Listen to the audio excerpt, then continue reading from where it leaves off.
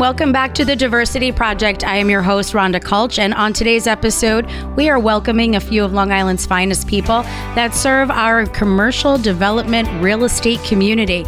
We just recently had Devin Kolka, CEO of the Kolka Group, on, and now in studio we are sitting with John J. LaValle, PC, I'll say it like that. John J. LaValle, friend of mine, who is an amazing attorney doing a phenomenal amount of work on Long Island. And, you know, when we talk about commercial real estate and development, you know, a lot of times people think of, you know, buildings and structures, but they're not looking at the logistics that go behind creating that project. So, Sure. you know, I'm so glad that you carved out some time. I know that you're a busy guy and, It's you all know, good. you've been running all over the place, but so important. Let's talk about what's happening environmentally. I know that you're really active as an attorney in that space.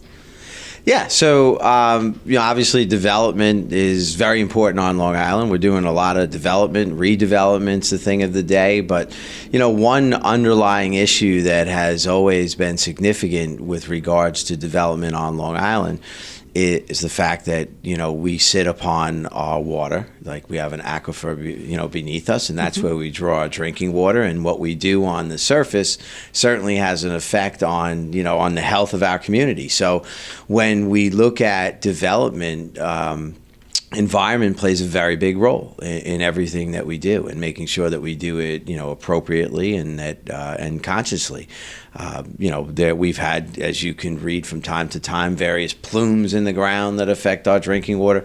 So, you know, moving forward, we've learned a lot over the years, and in the last several decades, we've become much more environmentally sensitive. We've passed, you know, amazing pieces of legislation like the Pine Barrens Act, which preserves, you know, some of our very critical areas, and we have a lot of other regulations. You know, you see the county right now dealing with you know, septic systems, and kind of an expensive alternative they propose. But we just had somebody on that was talking about that, and they were saying, you know, whatever the project was, and I apologize, guest, I don't remember who you were, which one, where it came up. They were saying septic, $20,000. So if you're going to be going ahead and revamping and revitalizing a project, even residentially, they want new sewer systems put in, new septic. Well, I think the developers or the homeowners would wish that it was $20,000. It's actually coming in somewhere closer to $30,000. And imagine for the average homeowner that, you know, wants to move away from their cesspool and put a more responsible type of septic system in that's, you know, going to keep those nitrates out of the ground. Well, that you're tickling on $30,000, and the average person really can't afford that. The county had a little bit of a hiccup. They started giving grant money out to say, oh, we're going to give you a grant to do it. And then they found out the homeowners would have to pay income tax on those grants because it's a gift and they would have to pay. So that became a little bit of a challenge. But, you know, nonetheless, like everything else, you know, the first computer was 5 times the size of this room, and now all of a sudden, you know, this is better, even more, you know, comprehensive than the first computer.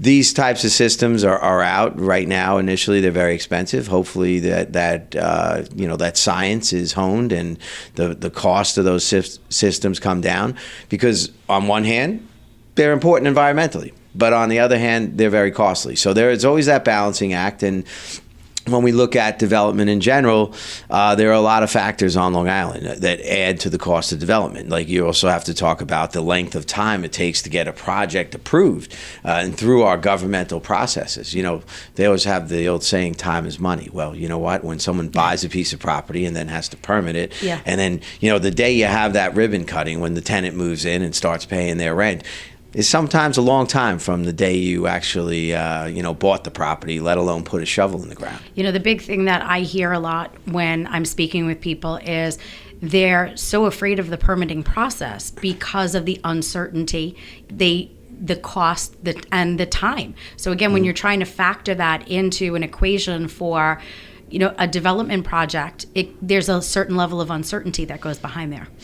Yes, there absolutely is, and it's really important that if you want to move through that process, you need to really hire counsel that specializes in that type of law. I mean, just like if you want to, someone gets in a car accident, you're going to hire a personal injury attorney, and you're not going to just hire your average real estate attorney. You need to really go to someone that has knowledge in development, in the governmental process, in the environmental implications, every little aspect.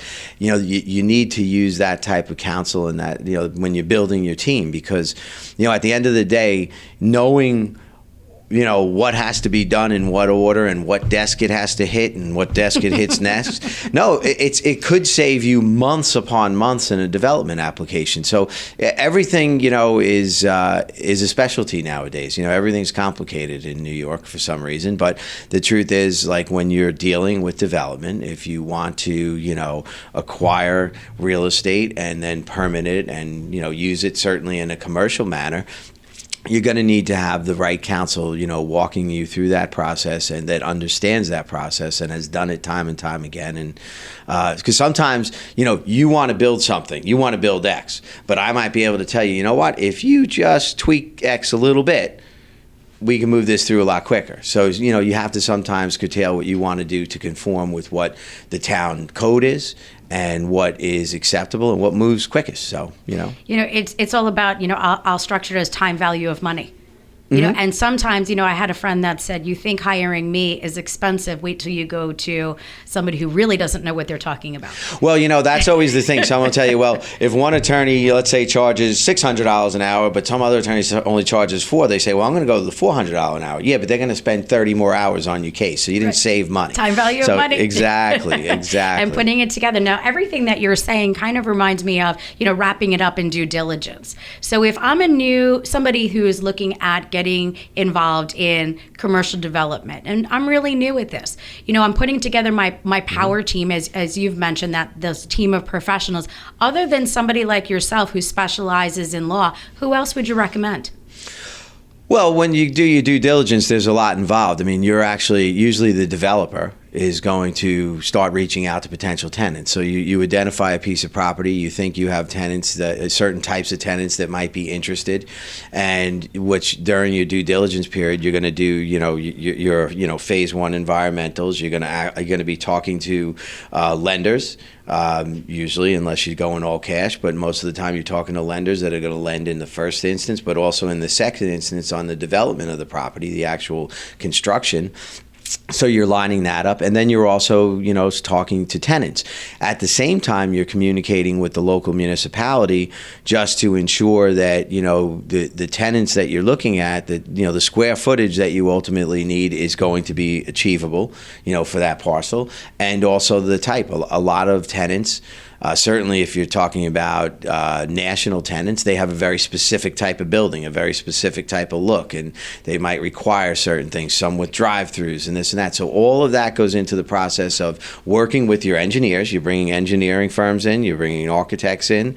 You want it, because the community groups are involved, they want it to look compatible to their community and be a benefit to their community. But it's got to fit right. So there's a lot of factors involved. So as the attorney in that type of process, you become like the quarterback, and you want to kind of oversee the process and try to put everything into order with your client. Certainly, because if you're working with experienced developers, they're really quarterbacking the process, and you're complementing the process for them. But and that's always the best case scenario. But not everybody is an experienced developer. But maybe you want to buy a piece of property. I think you just scared me. Why? No, because it's actually much. I want to say it's much simpler than it sounds. It's like anything else. Sure. You have your checklist, and you go write down your checklist. The only challenge is always going to be New York, and Long Island in particular has been infamous for taking quite a bit of time, permitting process, like getting the responses. But I will say, they're getting better. COVID didn't help. To be honest with you, a lot of municipalities fell behind because they were short-staffed, and a lot changed, and certainly even internally, protocols, getting around the building to other departments to get answers, and So, we've had a lot of challenges, but you know what? I think we're going to do just fine. I think, Long Island's prognosis is very good. I'm going to hold you right there. I hope you're not in a hurry. We need to take a quick commercial break, but I'm going to keep you back on. You are listening to The Diversity Project. I'm your host, Rhonda Kulch, and we are speaking with John J. LaValle in reference to our commercial development real estate community. Stay tuned.